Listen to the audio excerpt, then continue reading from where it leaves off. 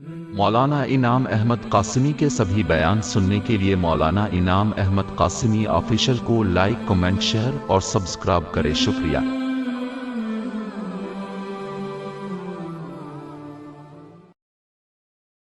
نحمده ونصلي على رسوله الكريم، اما بعد۔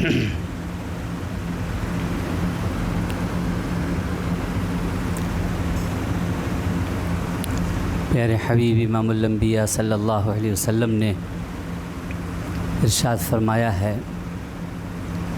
کہ لوگوں میں سب سے بہترین وہ شخص ہے جس سے لوگوں کو نفع پہنچے، فائدہ پہنچے۔ خیر الناس من ينفع الناس۔ اور پورا اسلام یہی سکھاتا ہے کہ ہر شخص نفع پہنچانے والا ہو، فائدہ پہنچانے والا ہو۔ کوئی شخص ایسا نہ ہو جس سے کسی کو نقصان پہنچتا ہو، ضرر پہنچتا ہو۔ یہاں تک ارشاد فرما دیا کہ اگر کہیں راستے سے گزر رہے ہو تو راستے میں کوئی پتھر ہے، کوئی اینٹ ہے، کوئی کانٹا ہے، کوئی لکڑی ہے جس سے گزرنے والے کو ٹھوکر لگ سکتی ہے، چوٹ لگ سکتی ہے، نقصان پہنچ سکتا ہے، تو اس کو کوئی ہٹا دیتا ہے تو اس کو صدقے کا ثواب ملتا ہے۔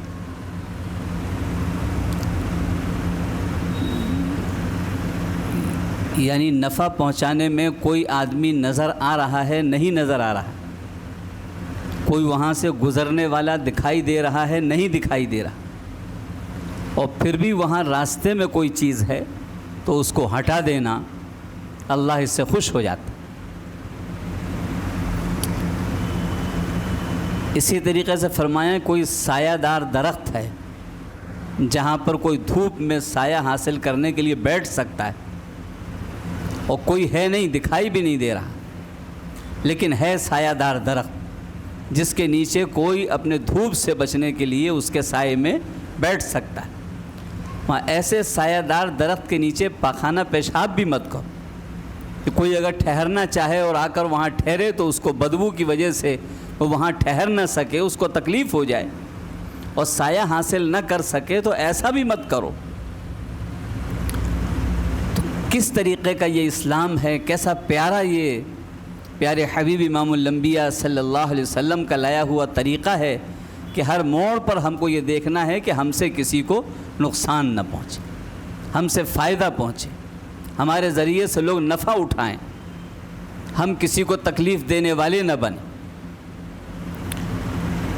تو جب یہ اتنی چھوٹی چھوٹی چیزیں جو نظر آ رہی ہیں اور اس پر بڑے بڑے ثواب مل رہے ہیں، جتنا آگے بڑھتے رہیں گے اتنا ہی اس کے اندر انسان کو مزہ آنا شروع ہو جاتا ہے کہ کیا چیز ہم کو سکھائی گئی، کیسا ہم کو مذہب دیا گیا ہے۔ پیارے حبیب امام الانبیاء صلی اللہ علیہ وسلم کے ذریعے سے ہم کو کتنی شاندار چیزیں عطا ہوئی ہیں، لیکن ہم اگر اپنا طریقہ کار دیکھیں تو ہر جگہ ہم الٹے نظر آئیں، کہیں پر بھی ہم کو پیارے حبیب صلی اللہ علیہ وسلم کی جھلک ہمارے اوپر نظر نہیں آئی۔ کانٹا اور پتھر تو ایک کونے میں پڑا رہتا ہے، سڑک کے کنارے پڑا ہوا ہے، اس کو بھی ہٹا دینے کا حکم ہے۔ ہمیں ذرا سی سائیکل مل جائے، بائک مل جائے اور ہم اس سے سفر کرنے لگیں تو ہم دیکھ سکتے ہیں کہ ہمارے اس بائک کے، اس سائیکل کھڑے کرنے کا طریقہ کیا ہوتا ہے۔ کوئی جائیداد بڑی نہیں ملی ہے، فری میں مل گئی ہے، جہیز میں مل گئی ہے، اس مل جانے پر بھی ہمارا وہ چیزیں اتنی نقصان دہ ہوں گی لوگوں کے لیے کہ ہر گزرنے والے کو اس سے تکلیف ہو۔ ہم کو یہ بھی نہیں آیا کہ ہم سائیکل کہاں کھڑی کریں، بائک کہاں کھڑی کریں، کسی سے باتیں کرنی ہیں، کوئی دوست مل گیا ہے تو 20 سڑک پر ہی ہم روک کر کے اور باتیں کرنا شروع کر دیں۔ ہمیں یہ پتہ نہیں کہ گزرنے والا پیچھے سے ہارن دے رہا ہے تو بھی نہیں ہٹیں گے، اور اگر ہٹے بھی تو گھور کر دیکھ کے ہٹیں گے۔ اتنی جلدی تھی کہ ہارن دیے چلے جا رہے ہیں، ذرا سا بات کر رہے تھے دوست سے، اس پر بھی ناگواری ہمارے اوپر سوار ہو جائے۔ یہ ہم خود اپنی زندگی کو دیکھ سکتے ہیں کہ کوئی اگر ہم کو اسلام اگر قبول کر رہا ہے ان چیزوں کو دیکھ کر کہ راستے کا کتنا خیال اسلام میں رکھا گیا ہے، اور اس کو پڑھ کے لوگ ایمان لائیں، اور پھر وہ ہمارے محلے میں آ جائے ایمان قبول کرنے کے بعد، تو وہ کہے گا کہ یہاں تو ایک بھی حضور کا ماننے والا نہیں، حضور کو جاننے والا بھی نہیں ہے، ماننے والا تو بہت دور کی بات۔ ایک چیز بھی ہماری ایسی نظر نہیں آئے گی جس سے پتہ چلے گا کہ ہم وہ ایمان کیا پڑھ کر کے لایا ہے اور اس کو نظر کیا آ رہا ہے۔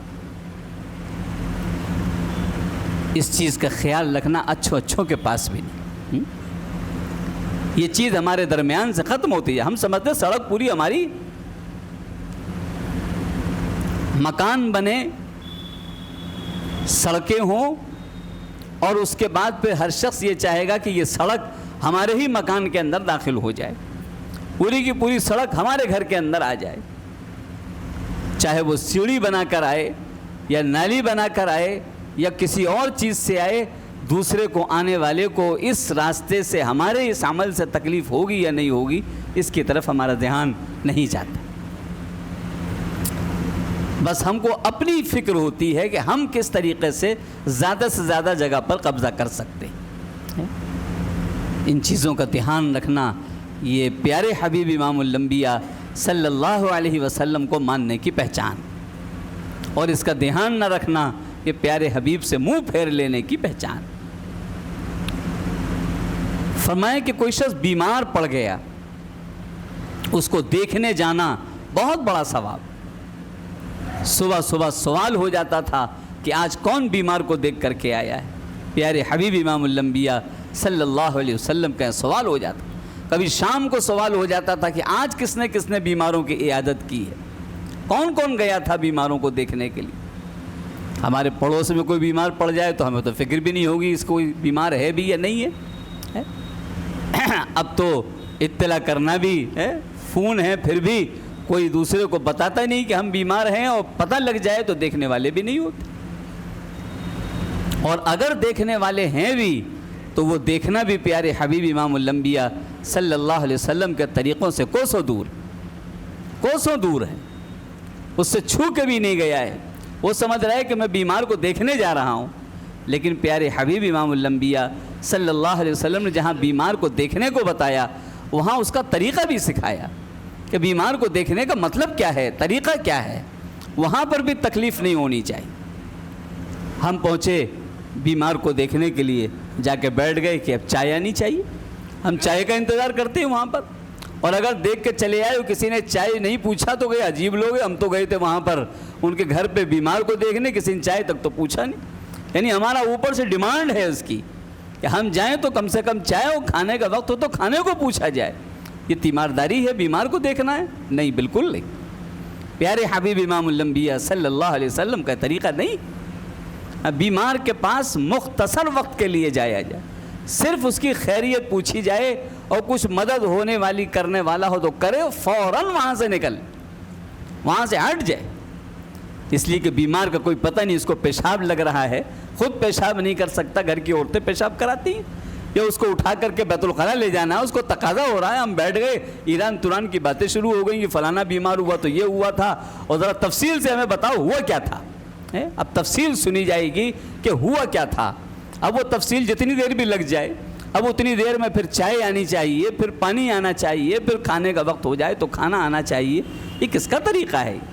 یہ پیارے حبیب امام الانبیاء صلی اللہ علیہ وسلم کے طریقے سے چھو کے بھی نہیں گیا، لیکن یہی اچھا سمجھا جا رہا ہے، اسی کو اچھا خیال کیا جا رہا ہے۔ یہ پتہ نہیں کہ جو شخص بیمار پڑا ہے اس کی بیماری پہ کتنا خرچ ہو رہا ہے، کتنا روپیہ اس پہ خرچ ہو رہا ہے۔ ایک تو وہ بیماری کا علاج کرانے میں خرچ کرے، پھر آنے والوں کی تیمارداری پہ خرچ کرے۔ یہ ڈبل خرچ کرانا کس کی ذمہ داری ہے؟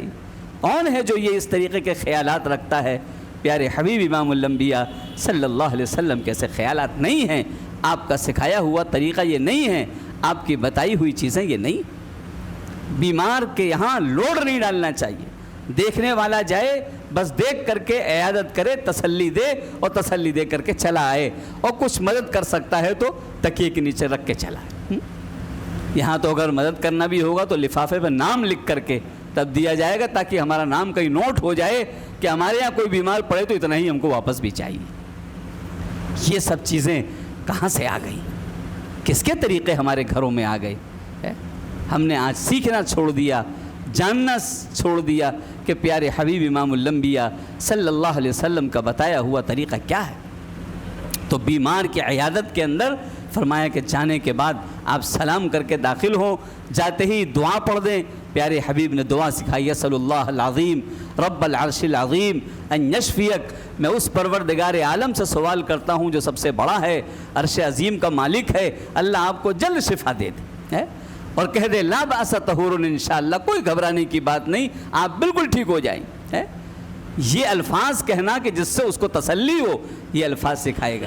بلکہ ہماری تسلی کا عالم یہ ہوتا, ہم پہنچے ارے بڑے کمزور لگ رہے ہو, تو جتنا تھوڑا بہت صحت بنی تھی اس سے بھی گھٹ گیا. وہ کہتے ہی کہ آپ کمزور لگ رہے ہو, یہ کہنے سے اس کی صحت بنے گی, اس کو آرام ملے گا, اس کو تکلیف ہوگی میں اور کمزور ہو گیا. آپ کے دو بول نے اس کو آرام نہیں پہنچایا, اس کو تکلیف پہنچائی. ارے یہ مرض فلاں کو ہو گیا تھا, وہ تو اس میں مر گیا تھا, یعنی اب اس کو اور بتا دو کہ اب تم بالکل قریب پہنچ گئے ہو. یہ الفاظ ہماری زبان پر آتے ہیں جو عام طور سے دیکھنے میں آ رہے ہیں. ایسے الفاظ تکلیف پہنچانے والے ہیں اور اسلام اس کو منع کرتا ہے. اللہ کے حبیب نے الفاظ سکھا دیے, کیا کہو جا کر کے, کیسے بولو مریض سے جا کر کے, کیا گفتگو کرو مریض سے جا کر. اس گفتگو سے ہی وہ آدھا صحیح ہو جاتا ہے جو پیارے حبیب صلی اللہ علیہ وسلم نے سکھلائے. اسی لیے آپ باہر ملکوں میں جائیں تو باقاعدہ ایک ٹیم ہوتی ہے جو روزانہ اسپتال میں صرف مریضوں سے یہ کہتی ہے کہ آپ پہلے سے ٹھیک لگ رہے ہو اور آپ ٹھیک کی طرف جا رہے ہو, بہت جلدی ٹھیک ہو جاؤ.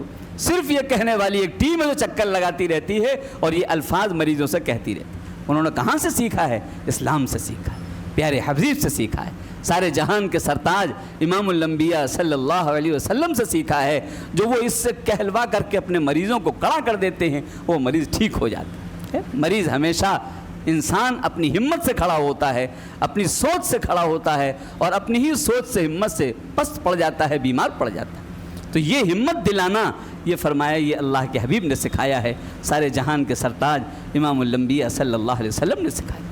یہ طریقے بالکل ہم سے دور ہوتے چلے. کوئی چائے پلائے, کھانا پلائے, انکار کرو. یہ تھوڑی کہہ رہا تھا ہم نے, پھر تو بیٹھ گئے. یہ سوچو اس پر خرچ کتنا پڑ رہا ہوگا, لوڈ کتنا پڑ رہا ہوگا, کہاں کہاں خرچے ہو رہے ہوں گے, اور پھر ہم جا کر کے خرچے اور بڑھائیں. یہ انصاف کا تقاضا نہیں. اسی طریقے سے فرمایا کسی کا انتقال ہو جائے تو جا کر کھانا کھلاؤ. حکم ہے پیارے حبیب کا, جا کے کھانا کھلاؤ. جن کے گھر میں موت ہو گئی ان کو جا کے کھانا کھلاؤ.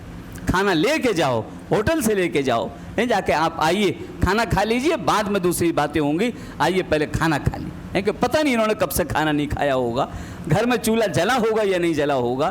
یہ طریقہ ہے امام الانبیاء جناب محمد رسول اللہ صلی اللہ علیہ وسلم کا, اور ہمارا طریقہ بالکل اس کا الٹا. جو غیر مسلمین کے یہاں ہے طریقہ, وہ ہمارے یہاں داخل ہو گئے. پہنچتے ہی کہ صاحب ہم کو کھانا کھلاؤ, ہم آئے ہیں اتنی دور سے تمہارے جنازے میں شرکت کرنے کے لیے, کھانا نہیں کھلاؤ گے. یعنی وہ کھانے کا انتظام کرے اور لوگوں سے کہے صاحب تم کر دینا, اپنے رشتہ داروں سے کھانا کا انتظام کراتا ہے, اور وہی کھانا ہم کھانے کے لیے تیار بیٹھے رہتے ہیں ہاتھ دھو کر کے کہ یہاں سے قبرستان سے جا کے کھانا کھانا ہے. یہ کون سا طریقہ ہے؟ یہ اللہ کے حبیب کا طریقہ نہیں.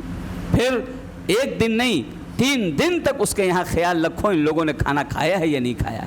پڑوسیوں کو دیکھنا ہے, رشتہ داروں کو دیکھنا ہے, محلے والوں کو دیکھنا ہے کہ ان لوگوں نے کھانا کھایا یا نہیں کھایا, چائے پی یا نہیں پی. لیکن ایک شخص کا انتقال اسی پڑوس محلے میں ہو گیا تھا, مغرب کے بعد تدفین ہو گئی تھی, دوسرے دن گزر رہے تھے تو وہاں 10 بج رہا تھا. اس سے پوچھا کہ چائے پی لی؟ اس نے کہا نہیں چائے نہیں. کیوں نہیں پی بھائی؟ کہنے لگے عورتیں بنانے کے لیے اٹھی تھی اور عورتوں کو یاد آ گیا کل اماں کے ساتھ چائے پی رہے تھے, آج اماں نہیں ہیں. وہ یہ سوچ کے رونے لگی, اور ویسے ہی برتن چولہے پہ چھوڑ کے آ کر رونے لگی, مرد بھی رونے لگے اور روتے روتے لیٹ گئے اور نیند آ گئی. 10 بجا ہے, اب اٹھے ہیں, اب چائے عورتیں اٹھیں گی تو بنائیں گے. 10 بج گیا ہے, کسی نے چائے نہیں پی ہے. محلے والے پڑوسیوں سے پوچھا کہ آپ نے چائے پی لی؟ کیا ناشتہ بھی ہو گیا الحمدللہ. یہ الحمدللہ جو کہہ رہے ہیں خطرناک ہے. تم نے اللہ کا شکر ادا نہیں کر, تم ناشکری کر رہے. پڑوسی بھوکا ہے, 10 بجے موت ہوئی ہے اس کے گھر میں, اور تم اپنا ناشتہ کر کے تیار ہو گئے اور تم نے اس کے گھر پہ 2 روٹی بھی نہیں بھیجی, 1 کپ چائے بھی نہیں بھیجی. کیوں نہیں بھیجی؟ اپنے ہاتھ سے کیوں نہیں پلایا؟ ارے صاحب انہوں نے ہمیں کون سا پوچھا تھا جو ہم انہیں پوچھیں گے؟ یعنی اگر وہ ہمارے مرے پہ چائے پلائے گا تو ہم اس کے یہاں چائے پلائیں گے، اور اگر اس نے ہمارے مرے پہ چائے نہیں پلائی ہے تو ہمارے گھر نہیں پلائیں گے، چاہے پڑوسی ہو کوئی بھی ہو۔ اس کا خیال ہمیں نہیں ہو رہا ہے۔ یہ طریقہ پیارے حبیب کا نہیں ہے، سارے جہان کے سرتاج کا نہیں ہے، امام الانبیاء جناب محمد رسول اللہ صلی اللہ علیہ وسلم کا نہیں۔ اس لیے ہم کو اسلام جن چیزوں کو پڑھ کر اسلام لا رہے ہیں اور وہ آ کے ہمیں دیکھ رہے ہیں تو کہتے ہیں اسلام تو چھو کے نہیں گیا ہے۔ یہ لوگ تو اللہ کے حبیب کو پہچانتے بھی نہیں ہیں، طریقہ بھی نہیں جانتے ہیں جس کو ہم پڑھ کر کے ایمان لیا ہے، وہ یہاں پر کچھ نظر نہیں آ رہا ہے۔ تو ہم کو سوچنا ہے کہ وہ چیزیں ہماری زندگیوں میں آنی چاہیے جو اللہ کے حبیب ہم کو دے کر کے گئے۔ اللہ تعالی ہم سب کو سننے سنانے سے زیادہ عمل کی توفیق نصیب۔